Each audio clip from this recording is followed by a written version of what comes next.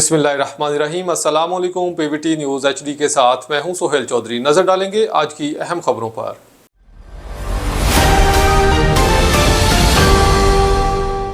हैदराबाद से रिपोर्ट करें सैयद शौकत अली कौसर। मेयर हैदराबाद सरदार काशिफ शोरों की खसूसी हदायत पर वाटर एंड सीवरेज अदारे में शफाफियत और इस्लाहात का अमल तेज़ी से जारी है।